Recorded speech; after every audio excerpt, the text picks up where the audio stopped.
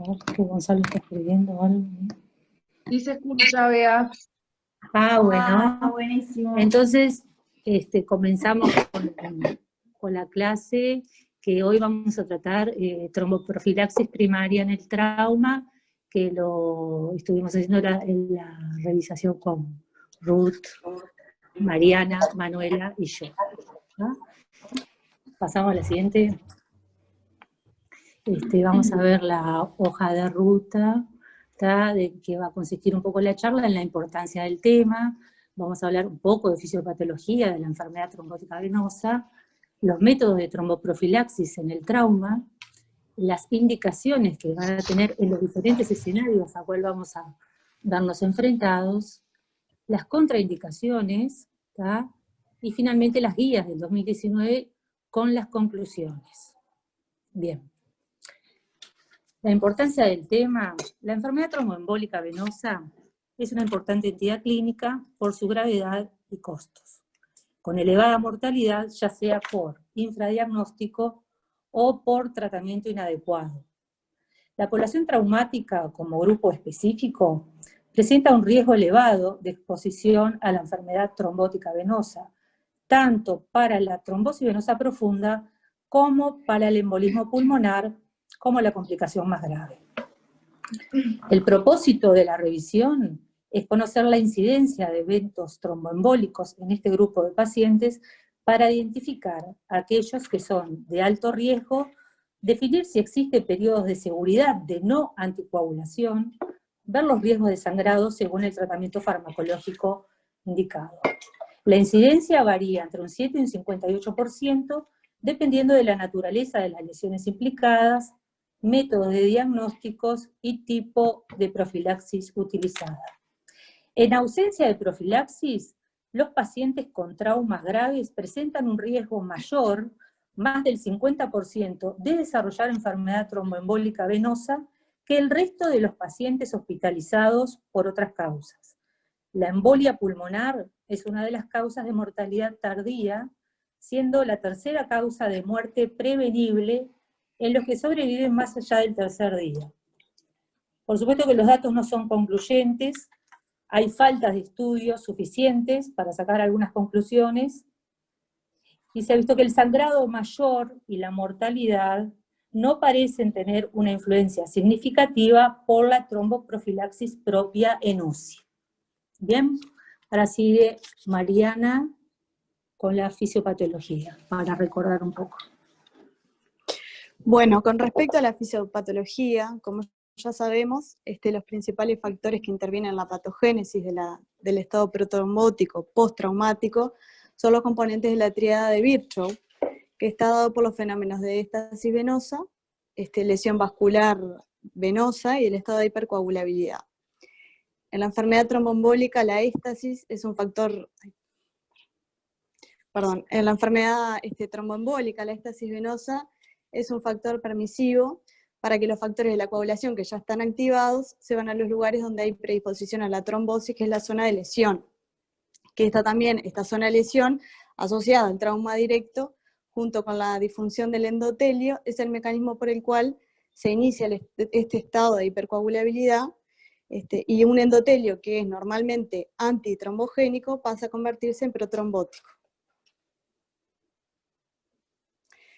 Bueno, esto era lo que estábamos hablando, que posterior al trauma hay un estado protrombótico, gatillado por los fenómenos de la tríada de Virchow. Y lo que se ha visto mediante varios estudios que después del trauma aumentan los niveles de tromboplastina, de generación de trombina, y los niveles de la anticoagulación natural, como la antitrombina, la proteína C y la proteína S, se reducen, es decir, hay una disregulación de los mecanismos que controlan la formación de trombina. En cuanto a los factores de riesgo, perdón que voy a aceptar a la gente, disculpen. En cuanto a los factores de riesgo para la enfermedad tromboembólica venosa, en varios estudios se vio que fue significativamente más frecuente en pacientes obesos, en mayores de 40 años, con inmovilización prolongada por más de 3 días, pacientes con lesiones pélvicas, fractura de huesos largos, fémur o tibia, fractura de columna y lesión medular, así como pacientes que necesitaron realizar cirugía mayor. Se vio que la obesidad y la inmovilización fueron factores predictivos independientes para enfermedad tromboembólica venosa. El trauma de cráneo grave también es un factor de riesgo independiente, basándose en que estos pacientes generalmente requieren largos periodos de inmovilización por el coma. A la vez presentan lesiones asociadas de otros sistemas y retraso en el inicio de tromboprofilaxis, sobre todo en aquellos que se hace diagnóstico de hemorragia intracraneana.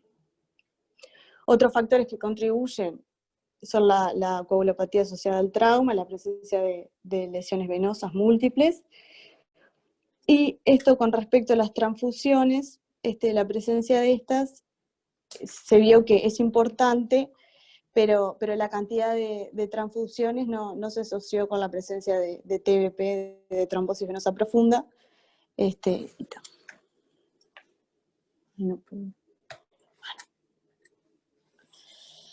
Bueno, se pueden considerar 3 métodos de tromboprofilaxis en el paciente politraumatizado: la mecánica, la farmacológica y el filtro vena cava inferior. Los mecánicos, existen varios tipos de dispositivos de compresión externa: las medias de compresión gradual, la compresión neumática intermitente y la compresión neumática plantar. De las medias no hay suficiente evidencia para pacientes traumatizados. De la compresión neumática intermitente, en los pacientes politraumatizados ha sido ampliamente estudiada y utilizada. Y actualmente se recomienda la utilización de estos dispositivos para los pacientes con lesiones traumáticas de extremidades superiores, de cráneo y torácica. Además que es segura, es bien tolerada y se puede usar junto con otros métodos de tromboprofilaxis. La tromboprofilaxis mecánica, su eficacia en pacientes hospitalizados con politraumatismo está ampliamente documentado. El mecanismo de acción es la disminución de la éstasis venoso mediante la reducción del diámetro luminal de la vena, cuyo resultado es el aumento de la velocidad del flujo venoso en dicho territorio, y además tiene un efecto potenciador indirecto de la fibrinolisis. Sus principales ventajas es que es cómodo, es fácil, y la ausencia del riesgo hemorrágico, y que son relativamente baratos. Las desventajas: no son tan efectivas en reducir el riesgo de trombosis venosa profunda como las heparinas, y no se pueden colocar si hay lesiones traumáticas de los miembros inferiores. Con respecto a la tromboprofilaxis farmacológica, la utilización de heparinas no fraccionadas y de bajo peso molecular, se vio que ambas tienen similar eficacia. Sin embargo, la utilización de heparina no fraccionada no es concluyente.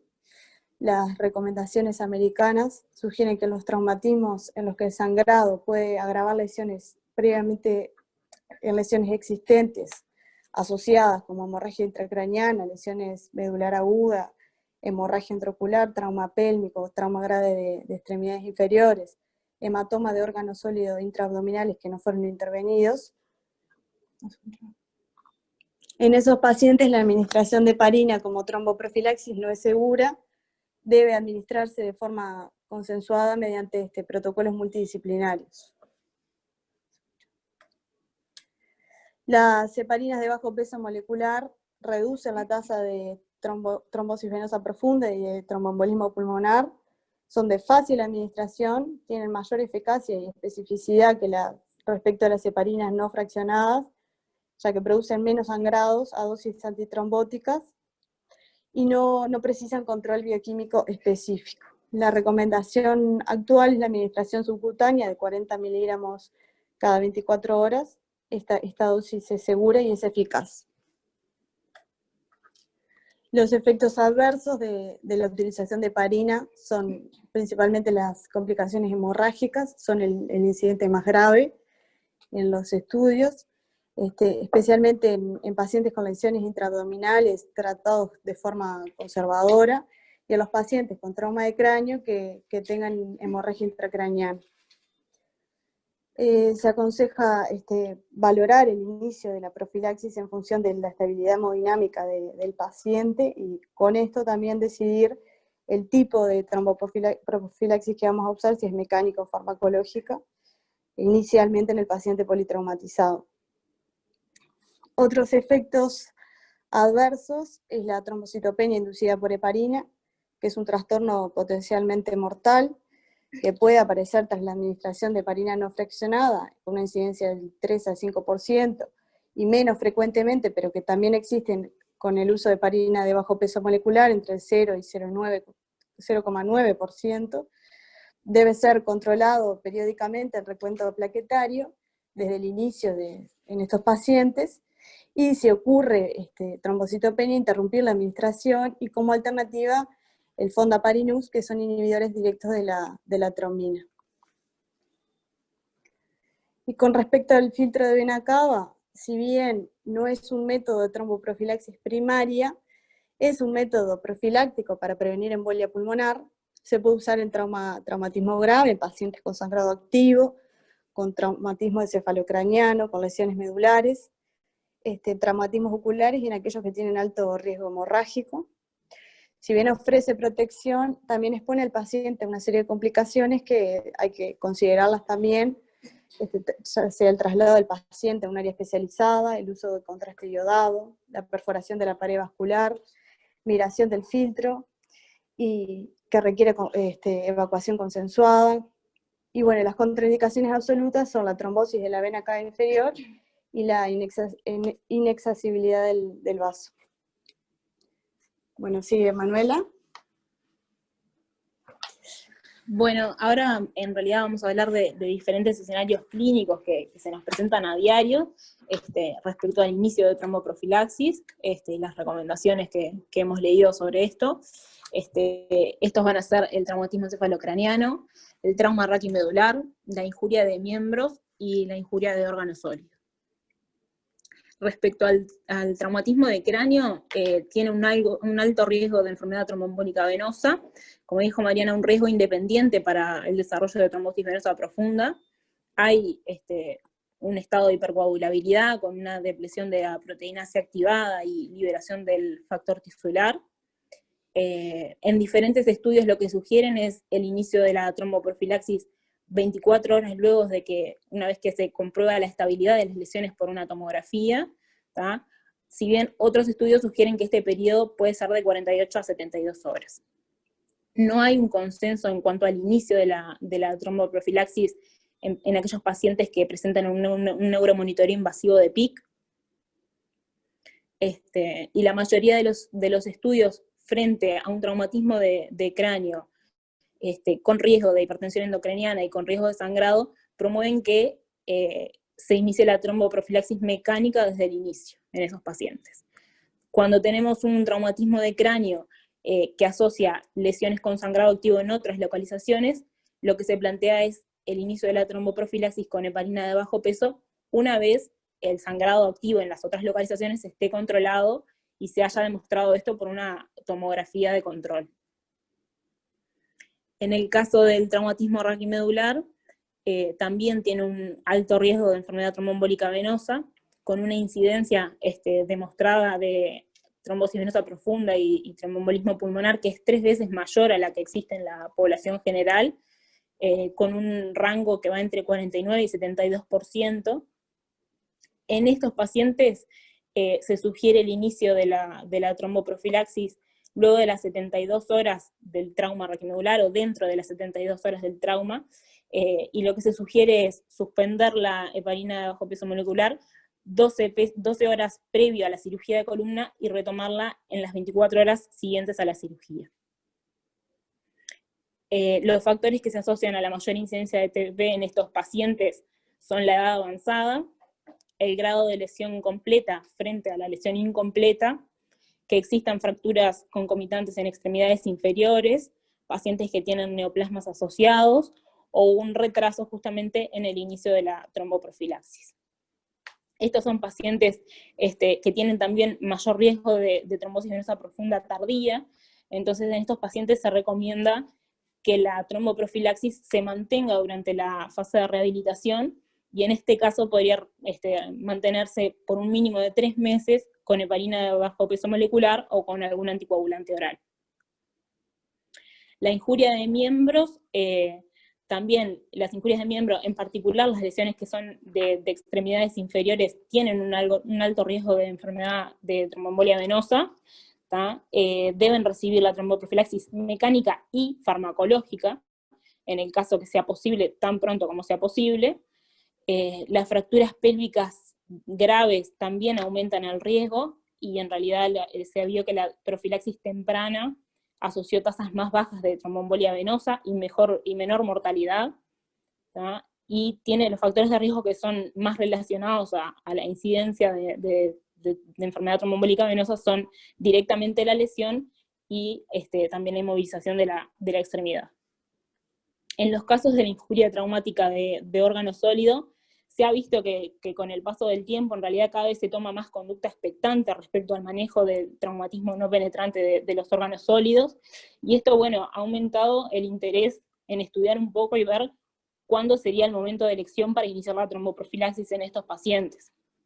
Hay diferentes estudios que han comparado el inicio de la heparina antes o después de 48 horas del traumatismo, y no se mostró una correlación significativa con la necesidad de transfusiones sanguíneas o con la necesidad de intervención quirúrgica. Por lo tanto, en realidad, la evidencia y lo que se recomienda es el inicio lo más temprano posible, siempre que no haya evidencia de hemorragia en curso en estos pacientes.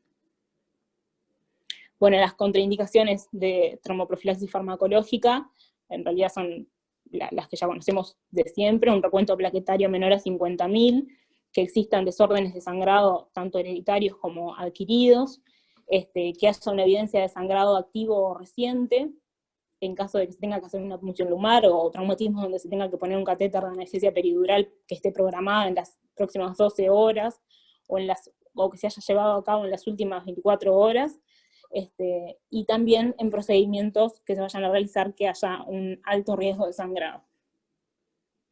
Bueno, continúa Ruth con las guías europeas.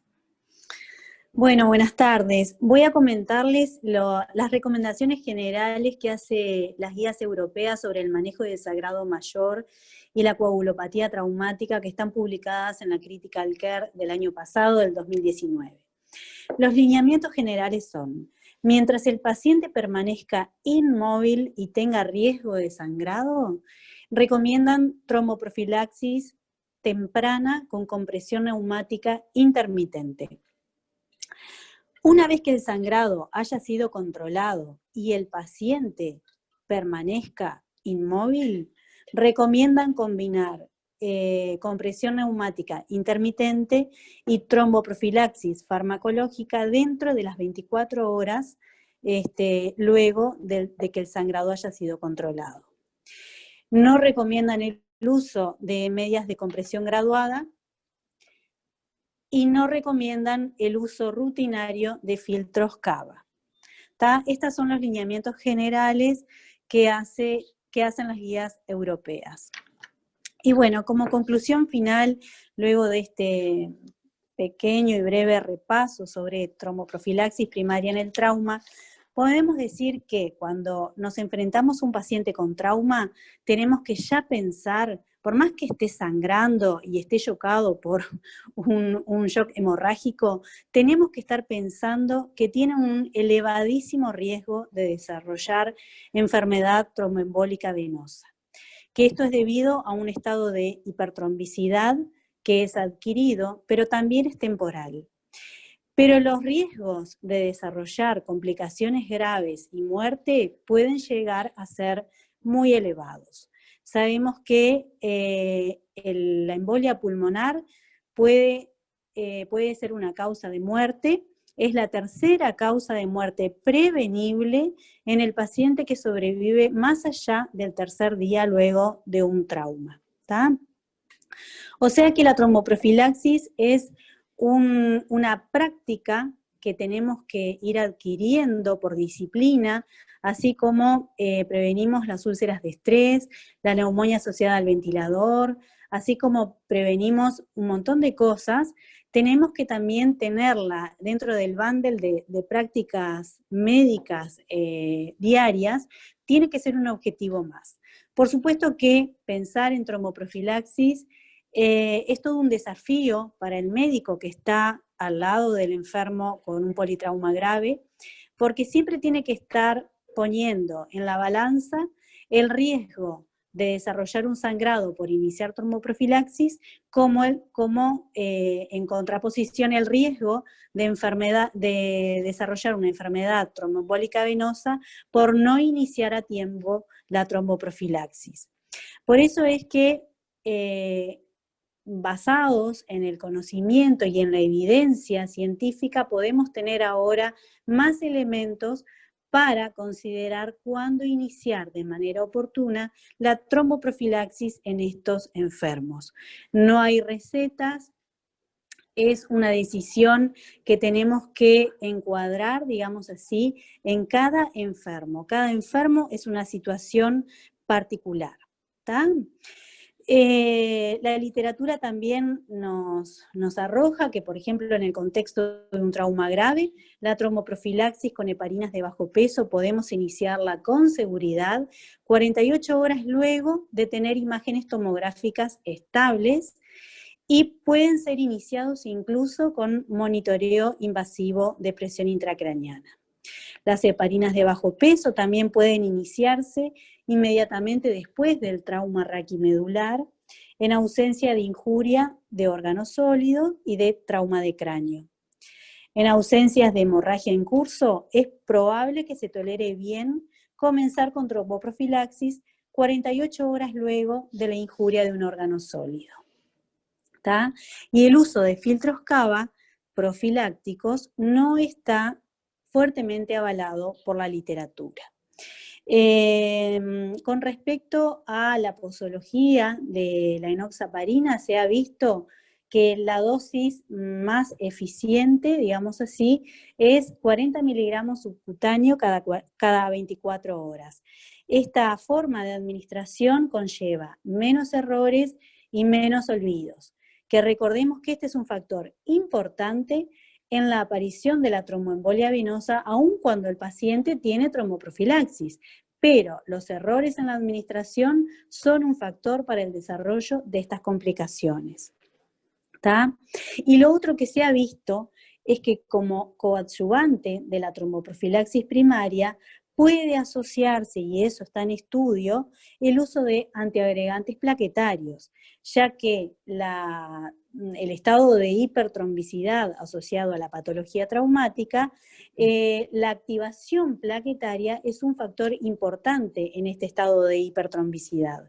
O sea que el uso de antiagregantes plaquetarios puede ser beneficioso, y eso todavía está en estudio y se requieren de estudios más definitivos en esta área. Bueno, esperemos que les haya servido, que haya sido de utilidad en el manejo diario de estos enfermos. Estamos recibiendo muchos politraumatizados en el contexto de accidentes laborales, y obviamente que en otros contextos, siniestros de tránsito, que bueno, que espero que la tromboprofilaxis en este tipo de pacientes sea también un objetivo diario en nuestra práctica clínica para beneficio de los pacientes y para mejorar los resultados. Queda la bibliografía a disposición. Y bueno, lo que decía un poco Ruth, agradecer el tiempo compartido con nosotros. Pedimos disculpas por los problemas técnicos que estaban fuera de nuestro alcance. Es una patología que hay que pensarla para encontrarla. Y lo vemos todos los días. Así que, gracias. Chau. ¿Puedo hablar algo? Sí, podés. ¿Sí? ¡Dale! Bueno, primero felicitarlas, me gustó mucho la modalidad multicompartido de la presentación, me parece que estuvo bueno, estuvo dinámico, no se hizo para nada denso. No, en particular, digo, como para rematar, que me parece que es súper importante y muchas veces no tenemos presente el riesgo que ustedes decían, ¿no? Que ya de un primer momento uno lo tiene que tener presente, pero por ejemplo, el paciente que tenemos ahora, el politraumatizado, que tenía unas contusiones hepáticas y que todavía seguimos con un poco de miedo de ponerle heparina, ¿no? Y que lo teníamos con las medias neumáticas. No sé, ¿qué les parece a ustedes? Bueno, ese es un paciente que se discutió hoy en la reunión clínica, y viendo toda la bibliografía y lo que estuvimos charlando, en realidad estaría en oportunidad de empezarse una tromboprofilaxis primaria, porque está estable desde el punto de vista del hematocrito, no ha tenido otras repercusiones, y de pronto sí, tiene una indicación formal ya, ¿no? No sé qué les pareció. No era un paciente que viví yo, pero lo discutimos acá antes de la charla que presentamos también.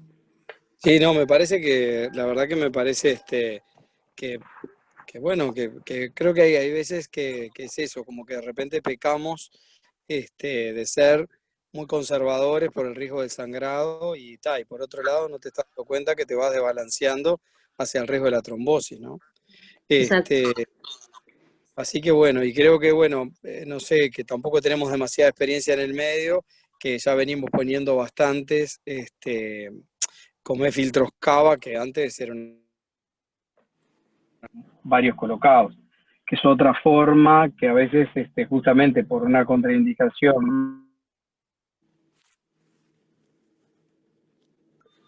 Te perdí. Felicitaciones. Te perdí. No, te perdí el audio, Gonzalo, pero bueno.